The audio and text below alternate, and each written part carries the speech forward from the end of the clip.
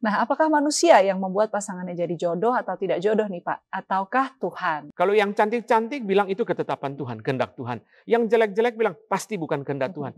Ini berarti apa? Kita memanipulasi kehendak Tuhan untuk kepentingan kita. Pada zaman dulu atau di perjanjian lama, para tokoh Alkitab diizinkan untuk memiliki istri lebih dari satu atau poligami. Sedangkan sekarang tidak. Kenapakah seperti itu? Padahal secara prinsip kita tahu bahwa pernikahan adalah antara satu pria dan satu wanita. Poligami dimulai dari Kejadian pasal yang keempat, yaitu Lamek, keturunan dari Kain, keturunan berdosa, mengambil dua istri yaitu Ada dan Zila.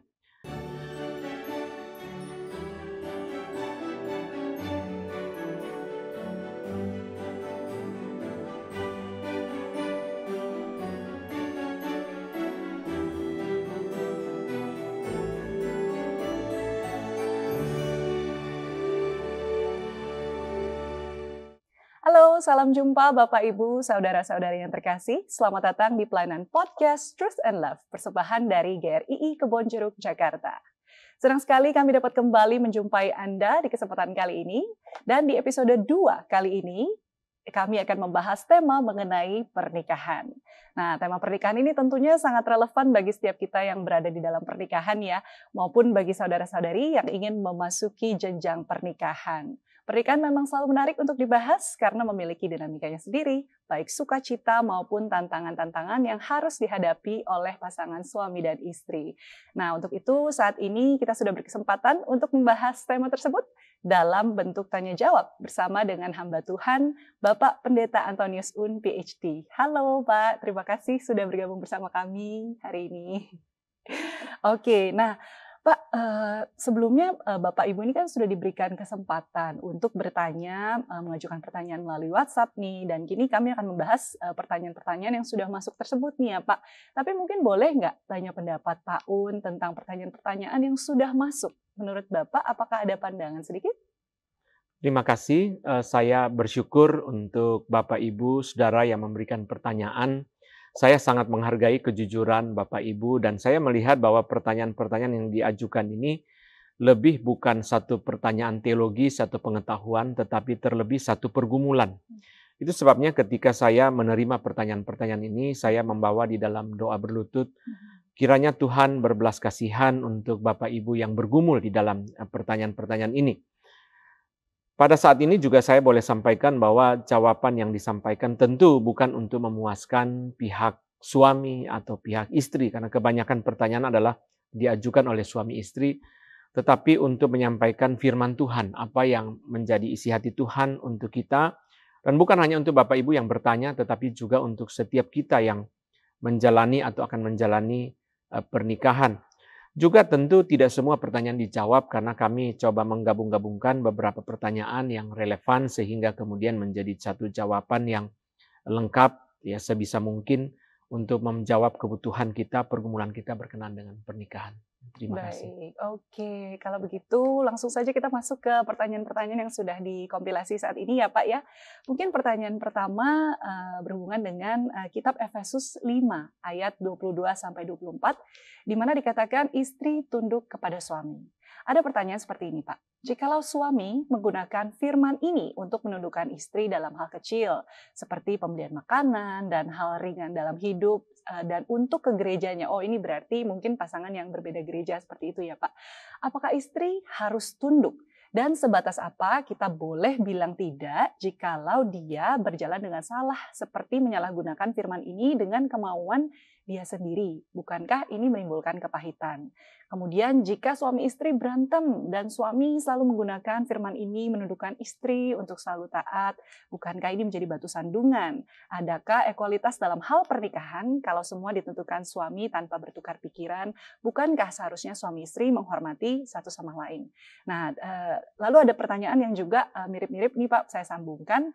Nah, ini lebih fokus ke perbedaan dalam keputusan-keputusan besar. Jadi, jika ada perbedaan pendapat dalam keputusan-keputusan besar, apakah istri harus selalu tunduk dengan suami? Contoh pilihan pekerjaan, kemudian sekolah anak, dan lain-lain. Lalu bagaimana jika pandangan dua-duanya tidak bertentangan dengan prinsip Alkitab? Boleh dijelaskan, Pak Un? Terima kasih. Saya berempati dengan perasaan ibu ya yang menyampaikan pertanyaan ini. Tentu ada satu perasaan tidak nyaman karena suami mengatur sampai hal-hal yang kecil. Nah, pertama-tama saya ingin menjelaskan mengenai kesetaraan suami istri. Kejadian pasal pertama ayat 27 berkata, "Maka Allah menciptakan manusia itu menurut gambarnya, menurut gambar Allah diciptakannya dia, laki-laki dan perempuan diciptakannya mereka." Dari sini jelas bahwa suami istri itu sama-sama adalah diciptakan sebagai gambar Allah. Jadi suami tidak lebih tinggi dari istri, istri tidak lebih rendah dari suami bukan Tuhan, istri juga bukan Tuhan. Dua-duanya adalah gambar Allah. Di dalam konteks suami istri adalah orang-orang percaya, maka kita boleh berkata bahwa baik suami istri itu sama-sama orang yang berdosa yang ditebus oleh darah Kristus. Sehingga di sini kalau suami istri orang percaya, boleh kita bilang paling sedikit ada 4 kesamaan. Pertama, sama-sama diciptakan sebagai gambar Allah. Kedua, sama-sama orang berdosa, sama-sama ditebus oleh darah Kristus. Dan nanti di dalam penghakiman terakhir itu sama-sama orang yang dihakimi. Nah, dengan demikian kita berangkat bahwa suami istri harus menyadari kesetaraan, posisi setara suami dan istri. Nah, bagaimana Tuhan menjadikan suami istri itu menjadi satu pasang? Di dalam Kejadian 2 ayat 18 dikatakan, Tuhan Allah berfirman, "Tidak baik kalau manusia itu seorang diri saja, aku akan menjadikan penolong baginya yang sepadan dengan dia." Tuhan menciptakan manusia itu sempurna, tetapi terbatas. Sempurna tetapi bukan tidak terbatas. Sempurna tetapi ada keterbatasan. Itu sebabnya dia perlu penolong. Karena dia terbatas. Ada hal-hal yang dia tidak bisa lakukan. Tuhan mencipta manusia sebagai gambar Allah. Tuhan tidak mencipta manusia sebagai Allah yang tidak terbatas. Karena itu suami dan istri harus bersyukur kalau Tuhan menyediakan penolong yang sepadan. Suami menolong istri, demikian pula istri menolong suami. Kenapa? Karena setelah manusia jatuh dalam dosa, sebelum manusia berdosa saja, manusia terbatas. Apalagi setelah manusia jatuh dalam dosa, manusia sudah tercemar oleh dosa, menyimpang, lemah, penuh penderitaan, sangat memerlukan penolong. Karena itu wanita tidak boleh dihina. Kenapa? Karena Tuhan menjadikan dia sebagai seorang penolong. Artinya apa? Pria perlu dia. Tidak baik seorang manusia itu seorang diri saja. Tidak baik manusia itu seorang diri, berarti dia perlu seorang penolong. Ada orang mengatakan begini, jangan menghina perempuan karena pria diciptakan dari debu, tetapi perempuan diciptakan dari tulang rusuk. Lebih tinggi daripada pria. Tetapi kita melihat di sini justru adalah pria dan wanita sebagai relasi saling menolong itu untuk saling melengkapi satu dengan yang lain. Ada satu kebergantungan, satu saling melengkapi. Seorang ahli bernama Bruce Waltke mengatakan istilah penolong itu dipakai dalam Perjanjian Lama 16 kali untuk Tuhan. Berarti perempuan itu mempunyai posisi yang tidak rendah, mempunyai posisi yang sangat penting, mempunyai posisi yang sangat signifikan sebagai seorang penolong yang ditetapkan oleh Tuhan. Karena itu, ketika Tuhan menjadikan seorang istri sebagai penolong, berarti suami harus mendengarkan masukan-masukan. Sekalipun suami adalah kepala yang mengambil keputusan, tetapi suami harus mendengarkan masukan-masukan karena suami terbatas. Apalagi setelah jatuh dalam dosa, suami itu lemah, penuh kekurangan, sehingga Tuhan menyediakan penolong yang bisa melengkapi kekurangan dia. Tentu, tidak semua masukan istri itu bisa diterima karena istri bukan Tuhan. Demikian pula suami bukan Tuhan sehingga dia tidak bisa hidup tanpa masukan-masukan daripada istri. Dalam keterbatasan, kelemahan, kekurangan daripada istri, suami harus memberikan hati dan telinga untuk mendengarkan dulu. Paling tidak dia gumulkan, paling tidak dia pertimbangkan sebelum akhirnya dia berkata, oke, saya terima masukan istri atau saya tidak terima masukan istri, tetapi dia gumulkan, dia hargai masukan daripada istri. Saya boleh berkata begini, kalau istri tidak memberi masukan, dia akan dihakimi oleh Tuhan. Kalau suami tidak memperhatikan masukan istri, dia juga akan dihakimi oleh Tuhan. Sekalipun istri bisa keliru, tapi tugas dia sebagai penolong di antaranya dia harus memberi masukan. Nah, sebagai suami, memang Tuhan memberikan otoritas untuk menjadi kepala. Dan itu jelas di dalam Perjanjian Baru berkali-kali dikatakan bahwa suami adalah kepala istri. Nah, kita harus mengerti bahwa tidak ada manusia yang dilahirkan dengan otoritas yang ada pada dirinya sendiri, dan otoritas itu diberikan oleh Tuhan. Guru berotoritas atas murid, kemudian orang tua berotoritas atas anak, hamba Tuhan berotoritas atas jemaat, pemerintah berotoritas atas rakyat, itu semua otoritas itu diberikan oleh Tuhan. Nah, Charles Hodge mengatakan bahwa otoritas diberikan oleh Tuhan kepada manusia untuk melayani. Jadi, suami diberi otoritas sebagai kepala itu untuk melayani. Pemerintah, hamba Tuhan, guru, orang tua, semua diberi otoritas oleh Tuhan untuk melayani. Maka tidak heran di dalam Efesus 5 ayat 25, Paulus berkata, "Hai suami, kasihilah istrimu sebagaimana Kristus telah mengasihi jemaat dan telah menyerahkan diri baginya." Paulus menuntut suami dengan tuntutan yang tinggi, yaitu dia harus menjadi seperti Kristus, memberikan dirinya, berkorban, bahkan memberikan nyawanya untuk istrinya. Jadi suami nggak boleh mengatakan istri harus tunduk kepada suami sebagaimana jemaat tunduk kepada Tuhan. Betul bahwa firman Tuhan menuntut istri untuk tunduk kepada suami seperti jemaat tunduk kepada Tuhan, tetapi tuntutan yang lebih berat, yang lebih tinggi diberikan kepada suami, yaitu suami dituntut menjadi seperti Kristus. Istri dituntut menjadi seperti jemaat, tapi suami dituntut menjadi seperti Kristus. Berarti tuntutan suami lebih berat. Kalau kita membaca Efesus pasal yang kelima, kita akan menemukan bahwa ayat-ayat yang diberikan untuk suami itu tugasnya lebih banyak daripada yang diberi untuk istri. Jadi tugas suami lebih berat. Pendeta Stephen Tong mengatakan begini, karena suami adalah kepala, maka tidak heran dia harus banyak kepala pusing. Karena memang dia adalah kepala yang harus paling banyak berkorban. Kalau di dalam konseling pranikah atau konseling pernikahan, saya selalu menuntut suami lebih. Padahal saya sendiri seorang suami. Karena memang Alkitab menuntut suami itu lebih. Karena seperti Kristus dia harus menjadi hamba, melayani, bukan untuk dilayani. Dia harus memberikan nyawa, berkorban, habis-habisan untuk istrinya dan untuk keluarganya. Jadi kalau suami penuh kasih, bertanggung jawab dan berkorban, saya percaya istrinya akan lebih mudah tunduk. Akan lebih rela tunduk karena dia melihat suaminya itu rela berkorban. Nah, bagaimana dengan hal besar dan hal kecil? Tentu bagi seorang suami yang sibuk itu akan sangat bersyukur kalau hal-hal di rumah tangga, hal-hal kecil itu bisa diurus oleh istri. Saya sendiri berkata kepada istri saya, banyak hal di rumah itu kamu pikirlah. Saya tidak sanggup karena tugas saya sangat banyak, kesibukan saya sangat banyak, tidak mungkin saya bisa memikirkan banyak hal. Kadang-kadang itu kalau kami pergi makan bersama, saya berkata kepada istri saya, kamu pikirlah, kamu putuskan, nanti kamu ajukan kepada saya, kamu pertimbangkan, karena tidak mungkin saya disuruh mencari waktu untuk membuka Google, mencari rumah makan di mana yang harus kami pergi, itu sangat mustahil bagi saya di dalam kesibukan saya. Jadi saya berterima kasih kalau istri bisa membantu di dalam banyak hal yang kecil.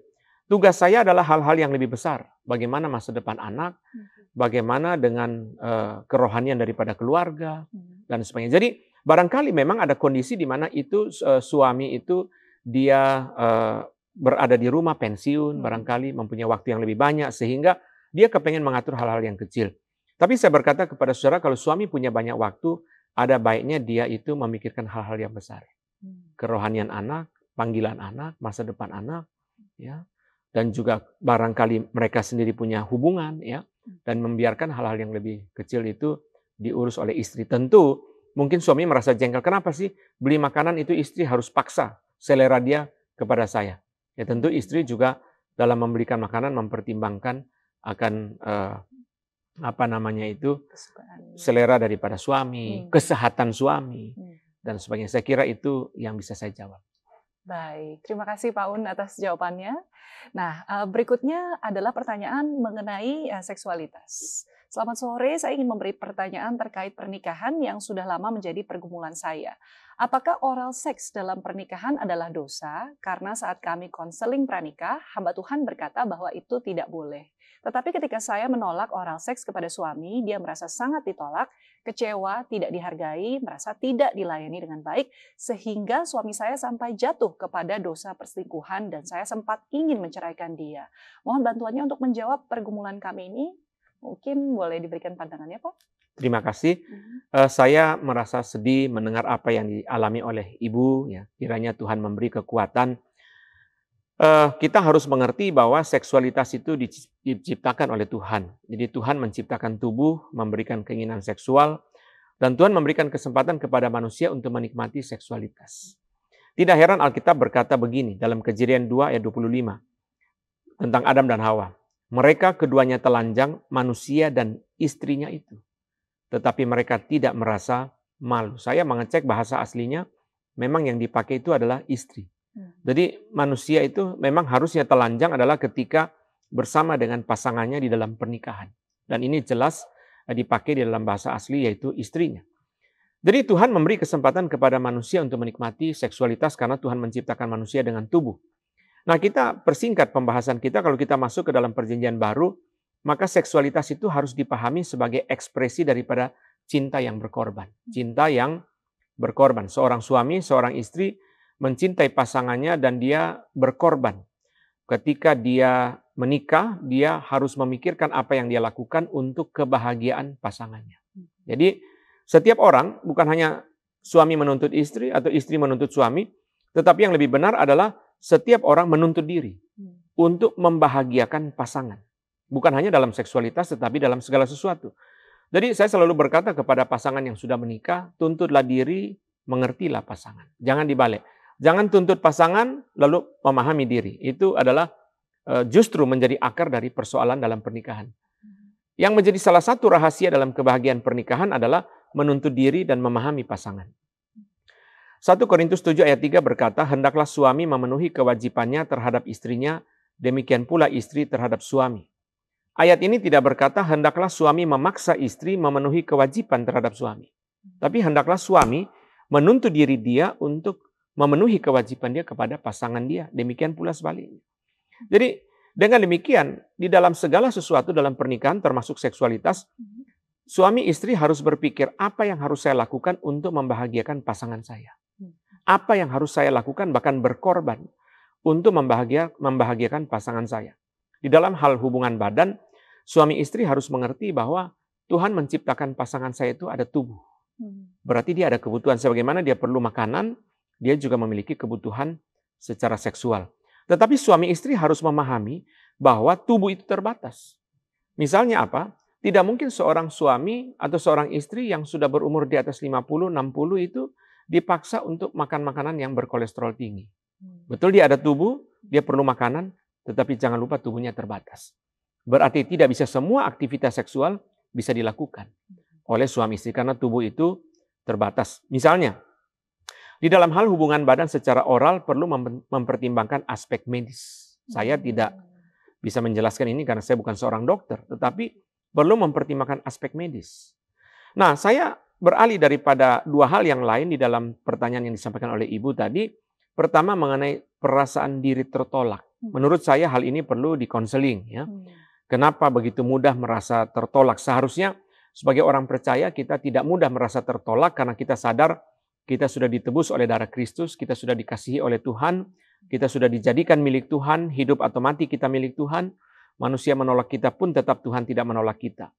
Tetapi barangkali ada pengalaman-pengalaman masa lalu yang perlu dikonseling dan melalui kesempatan ini dan saya akan terus juga mendorong Bapak Ibu yang sudah menikah untuk mendatangi konselor, mendatangi hamba Tuhan untuk mengadakan konseling. Banyak pasangan itu menyimpan bom waktu yang akan meledak pada waktunya karena masalah-masalah kerohanian dan kepribadian masa lalu yang seharusnya memperoleh pertolongan seperti trauma masa lalu.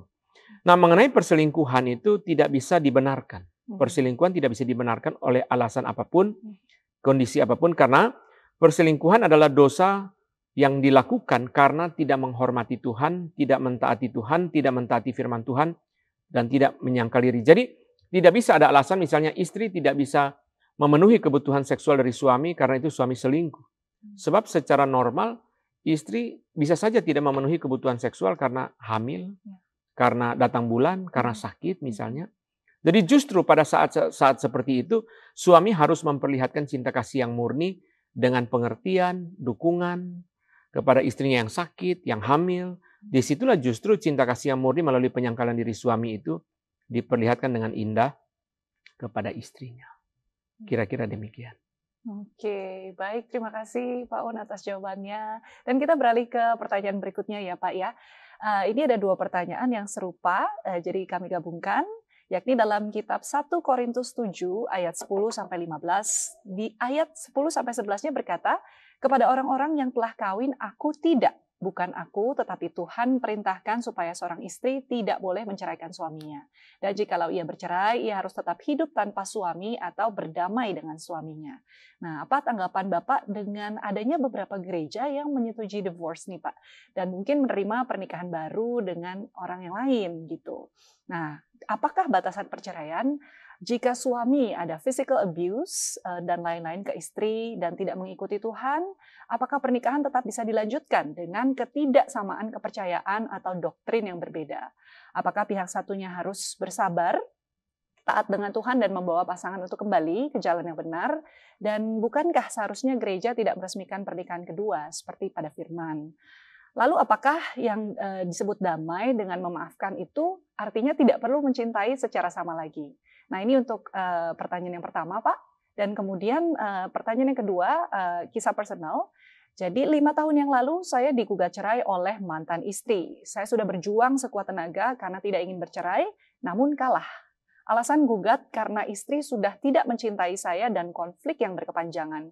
Saya tahu Allah tidak berkenan kepada perceraian, namun selama itu juga saya bergumul apakah saya salah di mata Tuhan. Anak-anak saya dibawa oleh istri dan komunikasi juga sangat dibatasi. Istri sudah tidak mau komunikasi dengan saya dan nomor saya diblok. Mohon penjelasan dari Pak Pendeta, apakah saya bersalah di mata Tuhan dalam hal perceraian ini? Saya memang tidak ingin menikah lagi karena dalam hati kecil saya masih berdoa dan mencintai serta mengharapkan rekonsiliasi. Namun melihat waktu yang sudah berjalan 5 tahun sepertinya tidak mungkin. Saya pernah berkata kepada dia bahwa bagaimanapun di mata Tuhan kita tetap suami istri walaupun hukum dunia memisahkan kita. Mungkin boleh diberikan tanggapan, Pak? Terima kasih, Bu.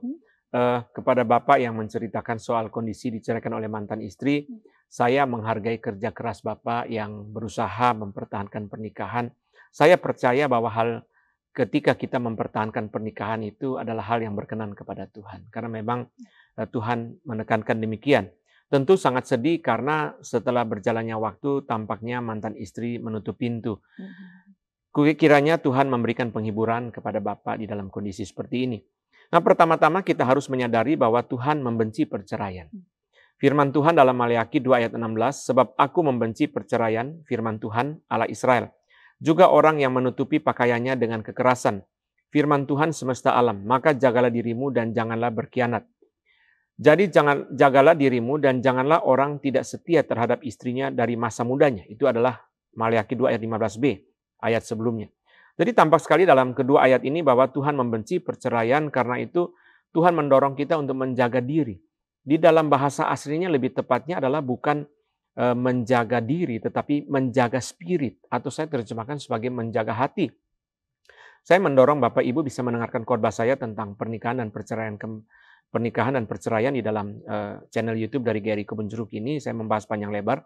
Tetapi di sini boleh kita lihat bahwa jelas Tuhan membenci perceraian, karena itu jagalah diri, jagalah hati, jangan ada niat, keinginan, benih perselingkuhan, jangan ada kekerasan juga, jangan ada pengkhianatan. Karena itu saya berkata bahwa orang yang selingkuh lalu minta cerai sebenarnya dosanya double. Karena dosa perselingkuhan dan dosa perceraian.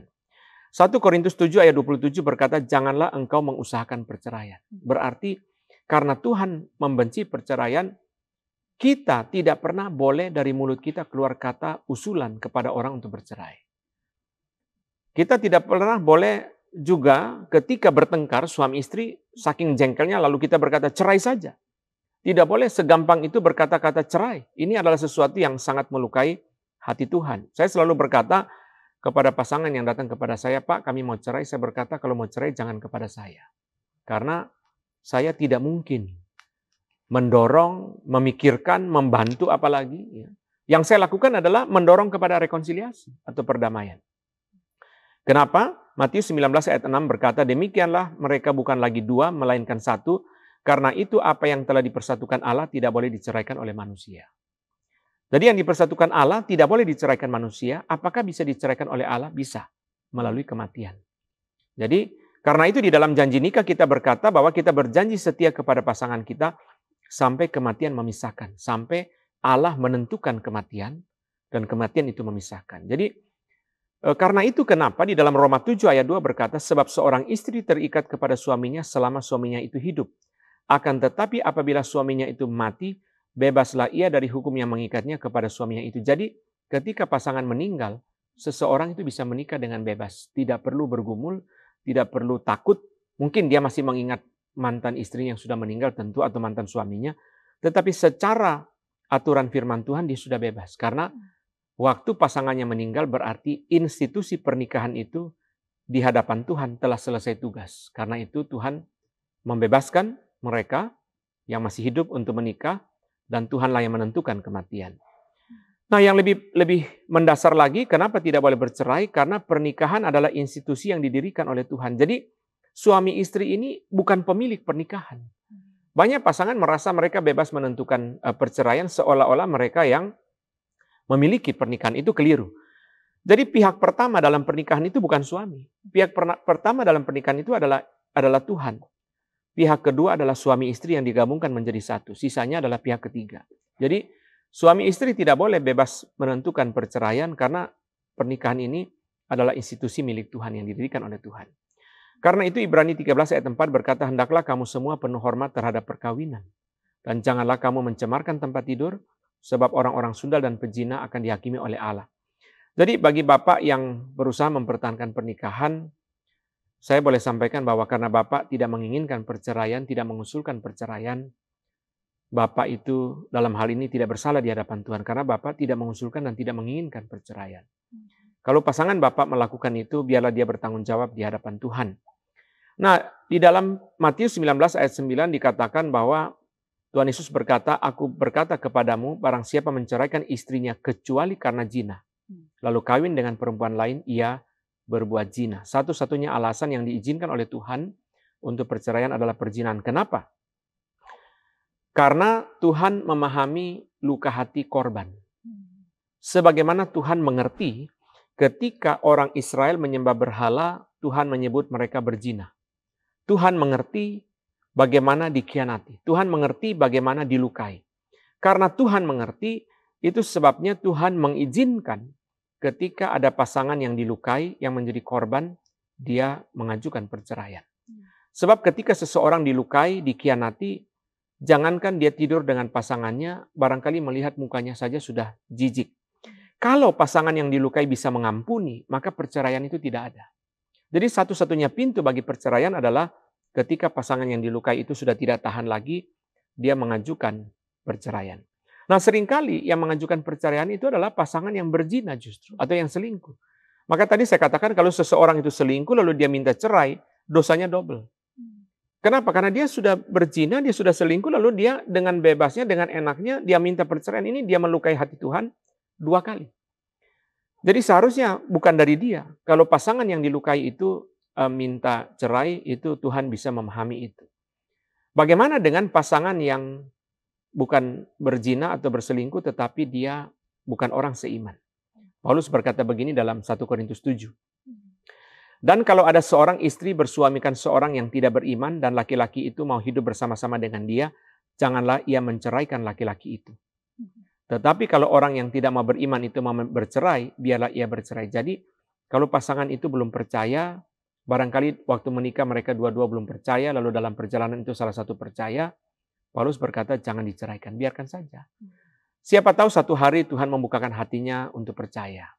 Tapi kalau dia tidak mau, ya bukan tanggung jawab kita, tetapi tanggung jawab dia.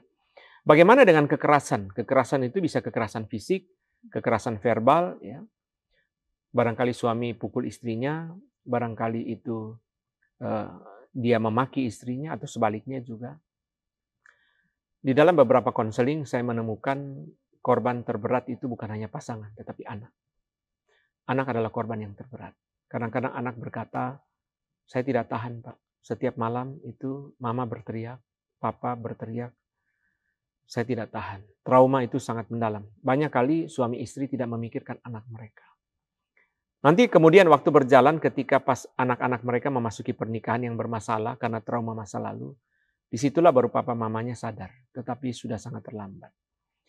Kadang-kadang itu juga anak itu kepahitan. Seorang anak bertanya kepada saya begini, Pak, saya mau tanya satu pertanyaan. Dan terus terang saya sulit menjawab pertanyaan itu. Kenapa ya Pak ya, ada seorang laki-laki menikahi seorang istri hanya untuk dipukuli? Kalau hanya untuk dipukuli Pak, kenapa dia harus nikahi? ini adalah sesuatu yang sangat berat. Di dalam konteks kekerasan, barangkali saya membacakan 1 Korintus 7 ayat 5. Janganlah kamu saling menjauhi, kecuali dengan persetujuan bersama untuk sementara waktu, supaya kamu mendapat kesempatan untuk berdoa. Sesudah itu, hendaklah kamu kembali hidup bersama-sama, supaya iblis jangan menggoda kamu, karena kamu tidak tahan bertarak. Untuk rekonsiliasi, suami istri perlu anugerah Tuhan. Suami perlu anugerah Tuhan untuk bertobat, istri perlu anugerah Tuhan untuk bisa mengampuni dan menerima. Ini tidak mudah. Memang lebih baik rekonsiliasi, ya, lebih baik. Nah, ada pertanyaan yang lain yang juga diajukan tidak kita bacakan, yaitu berkenan yang bagaimana kalau teman mengalami kekerasan atau korban perselingkuhan. Kita sebagai teman mendorong untuk konseling, karena kita bukan orang yang memahami, sehingga kita tidak bisa sembarang memberikan masukan. Kita bisa memberi firman yang menguatkan dia, bisa mendoakan dia, tetapi barangkali juga kita menemani dia. Tetapi lebih baik memang kalau dia dan pasangannya itu melakukan konseling dengan hamba Tuhan atau dengan konselor yang berkompeten. Kira-kira itu. Baik, itu tadi mengcover pertanyaan yang terkait dengan perceraian gitu ya Pak ya. Terima kasih atas jawabannya dan kita ke pertanyaan berikutnya nih Pak. Ini mengenai terkait dengan prenuptial. Nah, di zaman modern ini mungkin perjanjian sebelum pernikahan atau prenuptial agreement gitu seringkali dilakukan antar pasangan suami istri, mungkin dengan berbagai pertimbangan, kadang-kadang ada juga untuk bisnis dan lain sebagainya. Nah, apakah hal ini sesuai dengan firman Tuhan dan apakah diperbolehkan sebetulnya, Pak? Silakan. Terima kasih. Jadi perjanjian pranikah ini kalau saya perhatikan kebanyakan berkaitan dengan uang, ya. Dan barangkali juga berkaitan salah satunya punya banyak utang, salah satunya punya banyak kekayaan, ya. Barangkali biasanya kalau dua-duanya sama-sama hidup susah itu tidak ada perjanjian, ya. Sebab apanya yang mau dijanjikan, ya, karena sama-sama hidup susah.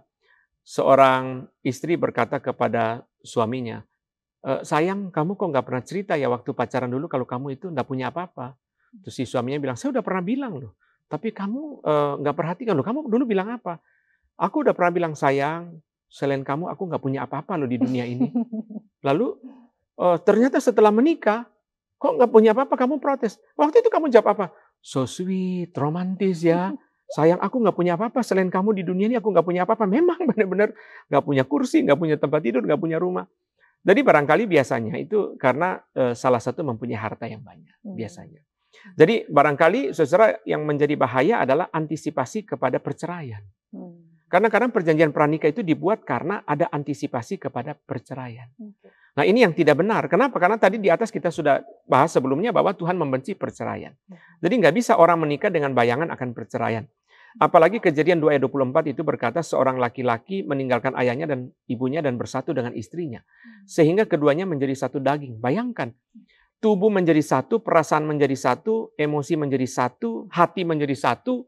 Kok bisa hartanya berpisah? Ini kan aneh. Kalau begini berarti seolah-olah harta itu lebih berharga dari tubuh, perasaan, hati, dan sebagainya. Jadi kan tubuh saja bersatu. Tubuh yang harta itu nomor rekening kita, orang bisa tahu. PPATK bisa tahu, bank bisa tahu, imigrasi bisa tahu. Tapi tubuh kita, organ intim kita, orang nggak tahu. Kecuali dokter, sangat terbatas. Itu pun kita buka kepada pasangan kita. Kenapa kemudian ada hal-hal yang justru tidak boleh kita biarkan pasangan kita itu juga mempunyai kendali.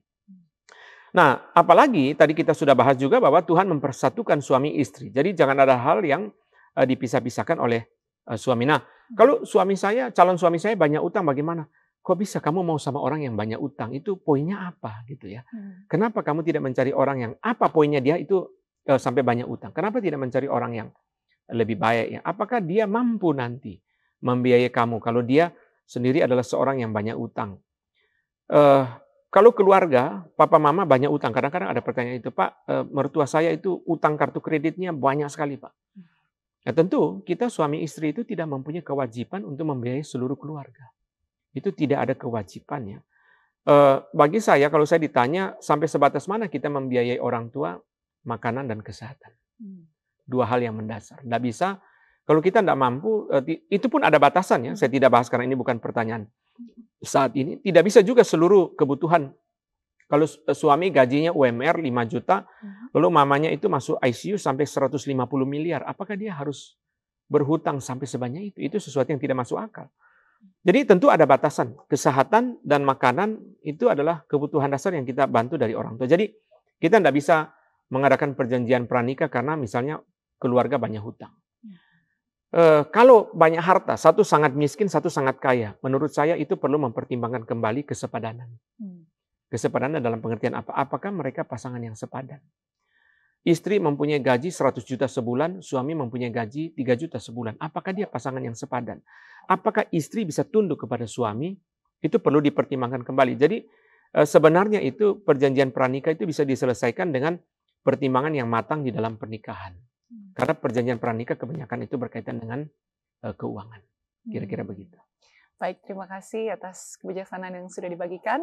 Kita beralih ke pertanyaan berikutnya nih Pak. Ini terkait dengan KDRT, tapi dari personal view. Kembali, saya ingin bertanya untuk podcast Truth and Love. Saya lahir dari keluarga yang broken home. Saya melihat pernikahan orang tua saya sangat sulit, dan saya juga memiliki trauma dengan ayah karena dia juga pernah melakukan KDRT kepada ibu saya.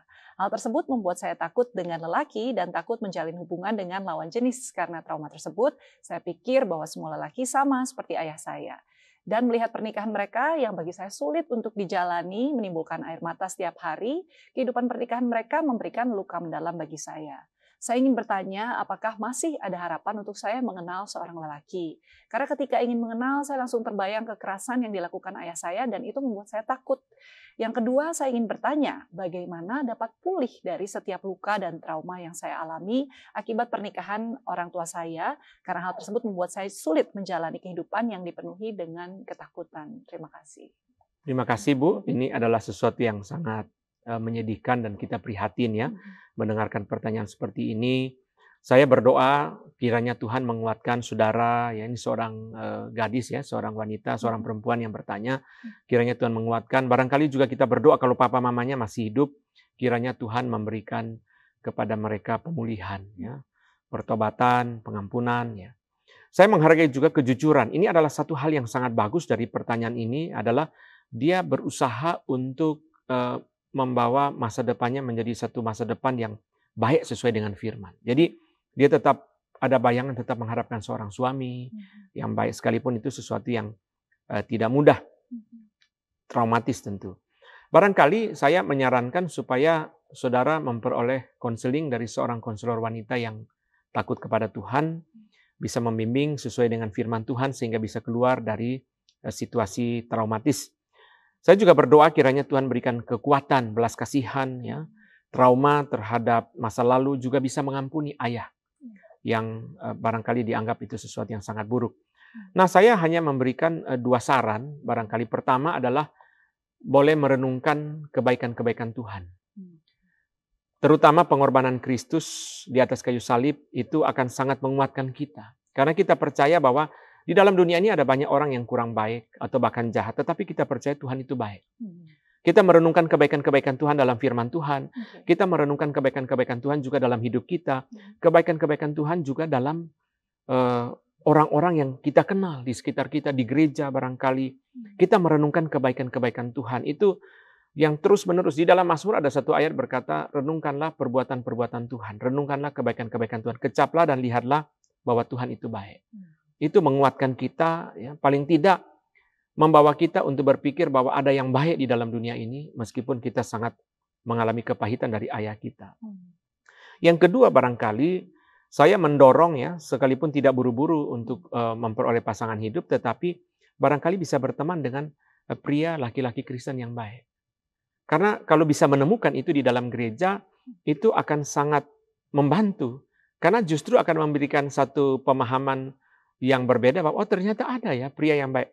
Saya percaya kalau kita bertemu dengan pria yang baik itu akan sangat membuka pikiran. Karena tentu saya percaya saudara juga mengerti bahwa tidak semua pria itu jelek. Ada pria yang baik, ada pria yang penuh dengan cinta kasih, ada seorang suami yang baik. Saya juga bertemu di dalam gereja seringkali ya banyak sekali suami yang sangat baik, sangat mencintai istrinya, sangat sabar. Dan juga di dalam gereja ada pria yang baik juga, ada pria lajang yang baik, yang sungguh-sungguh cinta Tuhan, yang hatinya itu melayani Tuhan. Barangkali kalau bisa bertemu dengan pria yang baik seperti itu, akan membawa satu pergumulan, oh iya ya, saya mulai bisa mengumulkan. Tentu ya, mula-mula ragu-ragu. Karena untuk mengenal seorang pria yang baik itu kan tidak bisa langsung ya, butuh waktu, butuh perkenalan gitu. Saya sering menemukan juga di dalam gereja pria-pria lajang yang baik, yang cinta Tuhan, yang hatinya sungguh-sungguh untuk Tuhan.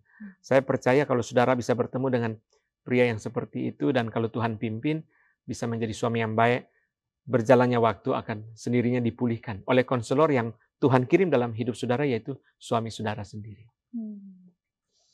Baik, terima kasih Bapak atas jawabannya. Nah, kita ke pertanyaan selanjutnya nih Pak. Mengenai pertanyaan pada zaman dulu atau di Perjanjian Lama, para tokoh Alkitab diizinkan untuk memiliki istri lebih dari satu atau poligami. Sedangkan sekarang tidak. Kenapakah seperti itu? Padahal secara prinsip kita tahu bahwa pernikahan adalah antara satu pria dan satu wanita. Nah, boleh dijelaskan Pak? Terima kasih. Pertama-tama kita harus mengerti bahwa Alkitab sejak permulaan itu mengajarkan monogami. Hanya satu pria dan satu wanita. Tuhan menciptakan hanya satu Hawa untuk Adam, tidak ada perempuan lain, juga tidak ada laki-laki lain, monogami dan heteroseksual. Satu pria, satu wanita. Poligami dimulai dari Kejadian pasal yang keempat, yaitu Lamek, keturunan dari Kain, keturunan berdosa, mengambil dua istri yaitu Ada dan Zila. Lamek adalah seorang yang merupakan representasi dari kejahatan yang memuncak. Jadi sebenarnya kalau kita meneliti Kejadian 4 dan Kejadian 5, kita akan menemukan bahwa Lamek itu berbeda dengan Henok. Henok adalah seorang yang bergaul dengan Tuhan, itu Kejadian 5. Lamek justru adalah seorang yang sangat melawan Tuhan. Maka tidak heran bahwa poligami itu dimulai dari dia, sehingga di situ kita mengerti bahwa poligami ini adalah akibat dosa. Nah, saya memberikan satu contoh begini. Lamek di dalam Kejadian 4:24 berkata begini. Sebab jika Kain harus dibalaskan 7 kali lipat, maka Lamek 77 kali lipat. Jadi Tuhan ketika Kain berbuat dosa membunuh Habel, Tuhan berkata yang membunuh Kain itu dibalaskan 7 kali. Tetapi Lamek menetapkan aturan sendiri. 77 kali itu aturan dia.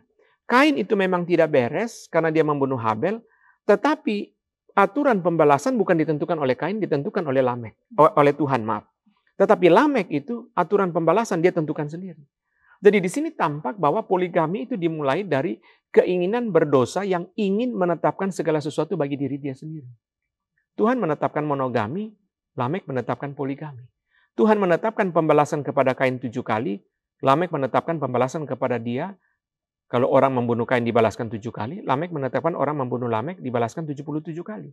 Jadi kelihatan sekali bahwa poligami ini adalah usaha manusia untuk menetapkan aturan sendiri. Dari situ kemudian terus berkembang sampai dengan Perjanjian Lama, sepanjang Perjanjian Lama. Dan akhirnya kita melihat bahwa spirit manusia berdosa di dalam Perjanjian Lama itu adalah poligami. Saya boleh menjelaskan begini, bahwa poligami itu menggambarkan ketidaksetiaan.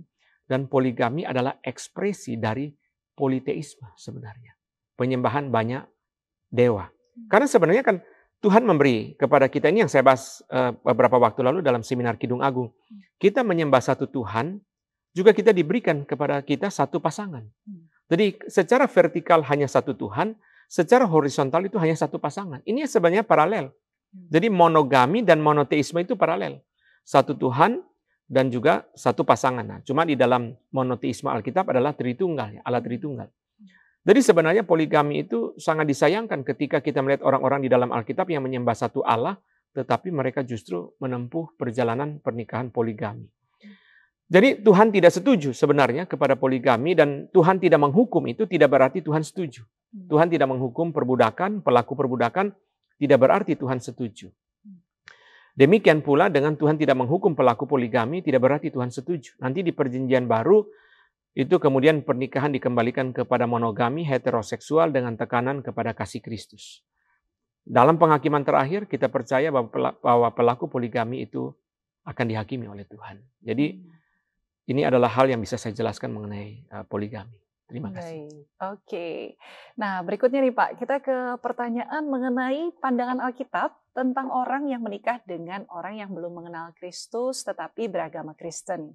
Dengan janji akan mengenalkan pasangannya kelak kepada Kristus setelah menikah. Apakah itu adalah keputusan yang tepat atau hanya untuk kepuasan diri sendiri dan bagaimana seharusnya yang dilakukan orang tersebut? Jadi sudah Kristen tetapi belum mengenal Kristus dan mungkin belum lahir baru juga. Bagaimana pandangan Bapak? Terima kasih. Jadi di sini menjadi jelas ya, ini satu pengertian yang baik. Jadi saudara yang bertanya ini sudah mengerti bahwa tidak semua orang Kristen itu sudah sungguh-sungguh percaya, sudah sungguh-sungguh lahir baru. Jadi karena itu kita tidak boleh sembarangan membawa pasangan kita itu atau mencari pasangan yang, oh dia udah Kristen kok. Kalau saya didatangi seorang pemuda, Pak, saya membawa calon, Pak, ini akan menjadi pacar saya, seorang Kristen. Kenapa kamu bilang dia seorang Kristen? Karena dia pakai anting-anting salib, Pak. Itu bukan tanda seorang Kristen. Di dalam Yohanes 1 ayat 12, Yohanes berkata bahwa yang menerima Tuhan Yesus itulah yang berhak disebut anak-anak Tuhan. Jadi yang berhak disebut anak-anak Tuhan itu adalah bukan karena dia ke gereja atau karena dia pakai anting-anting salib, tetapi karena dia sudah menerima Tuhan Yesus sebagai Tuhan dan Juru Selamat, dia sudah percaya kepada Tuhan Yesus. Jadi karena itu tidak boleh sembarangan mencari pasangan. Di dalam 2 Korintus 6 dikatakan bahwa terang tidak bisa bersatu dengan gelap. Jadi jangan sampai dia Kristen tetapi dia masih di dalam kegelapan. Dan kita tidak mempunyai kemampuan untuk membawa dia kepada Kristus. Ada orang membawa pasangannya yang bukan Kristen. Pak, tolong bicara kepada pacar saya supaya dia jadi orang Kristen. Saya jawab dengan kalimat yang agak kasar. Emang lu pikir gue Roh Kudus? Saya bukan Roh Kudus. Dia dengar khotbah 20 tahun aja belum tentu dia jadi orang percaya. Kalau Roh Kudus tidak bekerja. Jadi bagaimana caranya? Lebih baik aman saja cari pasangan yang sudah percaya Tuhan Yesus. Itu jauh lebih aman. Karena terang tidak bisa bersatu dengan gelap. Sama-sama orang percaya, sama-sama orang reform, sama-sama orang satu gereja saja, menempuh pernikahan tidak mudah. Apalagi yang belum percaya, yang masih di dalam kegelapan. Yang satu lihat terang, yang satu tidak lihat terang. Maka di situ seluruh hidup mereka sudah menjadi berbeda. Jadi kita jangan coba-coba. Ada orang mengatakan begini, oh iya Pak, om saya sama tante saya itu belum percaya, suami satu percaya, satu belum percaya, kok baik-baik saja. Kalimat ini secara tidak sadar atau secara sadar menjadikan pengalaman sebagai dasar untuk menentukan pernikahan. Padahal 2 Korintus 6 jelas-jelas berkata, tidak boleh menjadi pasangan yang tidak seimbang dengan orang yang belum percaya karena terang tidak bisa bersatu dengan gelap. Jadi tidak boleh menjadikan pengalaman sebagai dasar dalam menentukan pernikahan. Banyak orang kelihatan itu baik. Oh ya, saya orang Kristen, pasangan saya bukan orang percaya. Kami menikah, kami bisa menjalani hidup secara baik-baik saja. Banyak pertanyaan itu yang belum dijawab kelihatannya baik. Anak nanti lahir masuk agama mana? Nanti anak dibaptis di mana? Nanti anak kemana? Jangan jauh-jauh. Waktu mereka menikah saja, tanya dulu, diberkati di mana? Ini sudah merupakan sesuatu yang sangat sulit. Jadi sebaiknya kita mencari pasangan yang sudah jelas percaya kepada Tuhan Yesus sebagai Tuhan dan Juru Selamat. Oke, yang jelas-jelas saja ya Pak. Oke, nah berikutnya pertanyaan mengenai apakah suami istri boleh memiliki gereja yang berbeda Pak? Masalahnya sang istri merasa imannya tidak bertumbuh di gereja mereka yang terdaftar sehingga jadi lebih sering ke gereja lain. Sedangkan suami sebenarnya juga tidak bertumbuh, tapi dia menyukai pelayanan di sana dan suka dengan orang-orangnya. Nah, bagaimana tanggapan Bapak mengenai hal ini Pak? Jadi mengenai gereja ini yang pertama-tama adalah yang paling penting firman Tuhan. Karena tanda dari gereja sejati adalah pemberitaan firman Tuhan yang benar, yang setia kepada Alkitab. Jadi dalam mencari gereja, baik suami istri ataupun bukan suami istri, yang paling utama adalah apakah gereja itu mengajarkan firman Tuhan dengan setia. Itu yang paling penting, itu yang paling utama.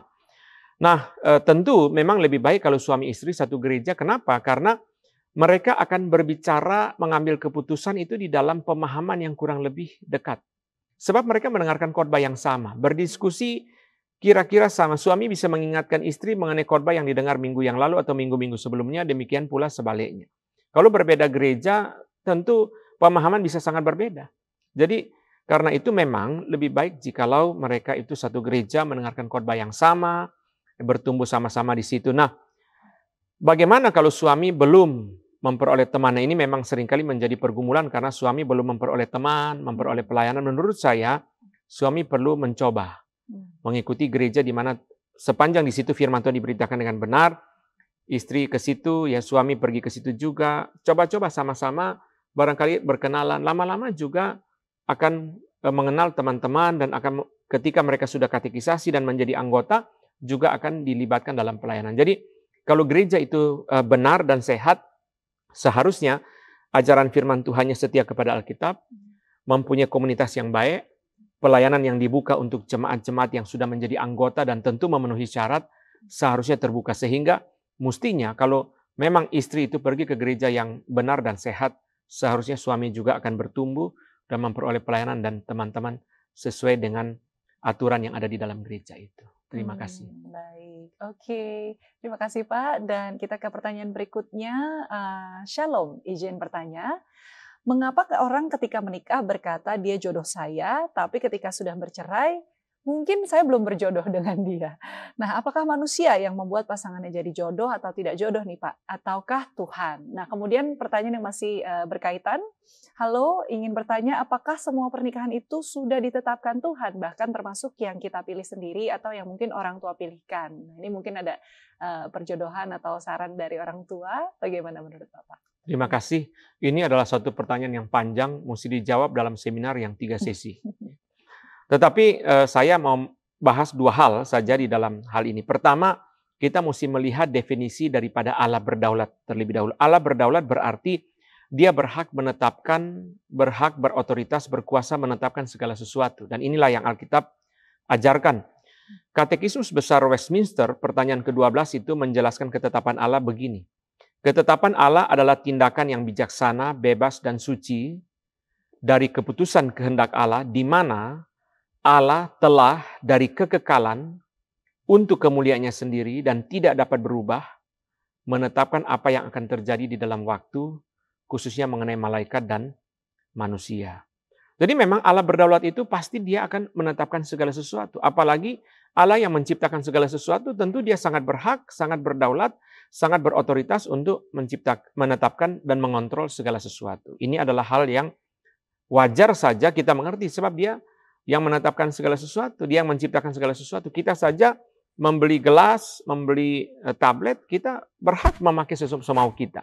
Apalagi Tuhan yang merupakan sumber dari segala sesuatu. Jadi Roma 11:36 berkata, sebab dari dia, oleh dia, kepada dia, bagi dialah segala kemuliaan itu, berarti memang Tuhan berdaulat, berhak menetapkan dan mengontrol segala sesuatu.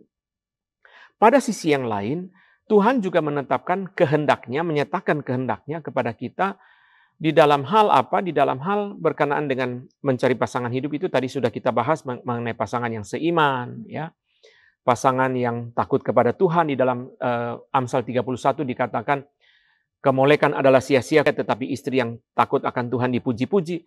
Jadi kita melihat bahwa ada kriteria yang ditetapkan oleh Tuhan yang itu harus kita taati. Jadi kita nggak boleh sembarangan berkata, dia jodoh saya. Tuhan menetapkan dia bagi saya. Nanti dulu. Kalau yang cantik-cantik bilang itu ketetapan Tuhan, kehendak Tuhan. Yang jelek-jelek bilang pasti bukan kehendak Tuhan. Ini berarti apa? Kita memanipulasi kehendak Tuhan untuk kepentingan kita. Waktu senang bilang ini kehendak Tuhan. Waktu tidak senang bilang ini bukan kehendak Tuhan. Jadi Tuhan ini terus mengikuti kemauan kita. Saya kira ini nggak benar. Nah, jadi kriteria itu yang harus kita penuhi. Dia takut kepada Tuhan, dia seiman, cinta kasih. Nah, ada orang bertanya begini, Pak, saya sudah melihat calon pasangan hidup itu takut kepada Tuhan, karakternya baik, sayang orang tua dan sebagainya. Ternyata saya menemukan barangkali 5, 7, 10 gadis atau 10 pria yang memiliki kriteria yang sama. Mana yang saya pilih? Nah, di sini penentuannya adalah kita mencari kehendak Tuhan, yaitu apa? Apa kekurangan kita yang dilengkapi oleh pasangan kita untuk menjalankan kehendak Tuhan dalam hidup kita. Itu penentunya. Jadi semua sama-sama cinta Tuhan, tetapi belum tentu dia cocok untuk menjadi seorang istri politikus misalnya. Kalau suaminya politikus. Kenapa? Dia cinta Tuhan, dia baik karakternya, tapi dia seorang gadis yang manja. Seorang gadis yang tidak tahan terhadap teror. Kalau suaminya seorang politikus, dia akan menghadapi teror misalnya. Kalau suaminya seorang hamba Tuhan, apakah dia adalah gadis yang tepat menjadi seorang istri hamba Tuhan? Demikian seterusnya. Kalau pengusaha misalnya dan sebagainya. Jadi ketika kita melihat banyak kriteria itu, sampailah kepada titik di mana kita mencari pasangan yang Tuhan berikan kepada kita melengkapi kita. Karena kan Kejadian 2:18 yang tadi kita bahas berkata menjadi penolong. Berarti apa? Dia melengkapi kita untuk kebaikan kita, bukan kebaikan kita pada akhirnya, tetapi menjalankan panggilan Tuhan, kehendak Tuhan di dalam hidup kita. Jadi Tuhan menciptakan Hawa sebagai penolong untuk melengkapi Adam di dalam menjalankan tugas yang Tuhan berikan kepada Adam. Jadi itu adalah yang harus kita cari. Nah, ketika kita sudah benar-benar memahami pasangan kita sebagai pemberian Tuhan untuk melengkapi kita, kita akan menghargai pasangan kita akan bersyukur, akan terus mencintai dia, sehingga tadi ada pertanyaan mengenai yang tidak kita bahas juga, mengenai apakah kenapa orang itu cinta menjadi cepat pudar. Kalau dia mengerti bahwa itu adalah diberikan oleh Tuhan, enak tidak enak dia akan terus menghargai dan mencintai pasangan yang Tuhan beri kepada dia, yang tidak ada pada orang lain. Kira-kira itu. Oke, nah itu yang pertama kan Pak. Yang kedua nih yang tentang orang tua pilihkan, mau ditambahkan sedikit atau? Ya, terima kasih. Jadi apakah baik kalau orang tua pilihkan pasangan? Saya menceritakan satu cerita yang menyedihkan. Ini tidak pernah saya dengar cerita ini, tetapi saya membayangkan, saya yakin pasti ada. Seorang gadis jatuh cinta kepada seorang pria. Dan pria itu sangat dia cintai, itulah idaman dia, itulah impian dia, dan pria itu memang juga mau sama dia. Tetapi orang tua dari si gadis tidak menghendaki. Sehingga akhirnya mereka putus. Dan suatu hari si gadis itu bertemu lagi dengan pria lain. Dia tidak begitu mencintai, tapi pria itu mencintai dia. Dan orang tuanya setuju. Singkat cerita mereka masuki pernikahan, si gadis kurang begitu, si istri kurang begitu mencintai suaminya, tetapi suaminya ini sangat baik, sangat bertanggung jawab, sangat cinta Tuhan, mencintai istrinya sebulat-bulatnya, mengasihi orang tuanya, suami yang bertanggung jawab, berkorban, benar-benar mencintai sebulat-bulatnya hati kepada istrinya. Tapi istrinya itu sulit mencintai suaminya. Dan berjalannya waktu, si istri setiap hari berdoa, Tuhan beri kepada saya kekuatan untuk mencintai suami saya, beri saya benih cinta yang tulus kepada suami saya. Sampai suatu hari, berjalannya waktu 10-20 tahun, akhirnya si istri bisa mencintai suaminya. Ketika si istri bisa mencintai suaminya meninggal serangan jantung. Sungguh menyedihkan memang. Ya. Alangkah baiknya kalau tentu bahwa si istri itu mencari pasangan yang benar-benar berkenan kepada Tuhan, ya si gadis atau si pria. Kita meminta pandangan daripada orang tua, tetapi orang tua bukan Tuhan dan belum tentu pandangan mereka betul. Juga belum tentu pandangan dari si anak itu betul. Jadi sama-sama harus menjadi murid kebenaran, rendah hati, taat kepada Tuhan, apa yang Tuhan mau. Itulah yang harus kita taati. Baik, ada diskusi seperti itu ya mungkin kalau memang ada masukan dari orang tua. Baik, kalau begitu demikianlah tadi sesi tanya jawab kita pada hari ini. Terima kasih sekali lagi untuk kesediaannya kepada Bapak Pendeta Todius Un yang sudah berkenan menjawab pertanyaan-pertanyaan yang sudah masuk. Dan kiranya kita juga dapat terus belajar untuk melayani pasangan kita dengan lebih baik dan mengusahakan agar pernikahan kita menjadi pernikahan yang berkenan di hadapan Tuhan serta bersuka cita dan menikmati rancangan Tuhan yang indah melalui pernikahan. Saya Lauren Evelyn atas nama seluruh tim podcast Truth and Love yang bertugas hari ini mengucapkan terima kasih. Sampai jumpa di kesempatan berikutnya.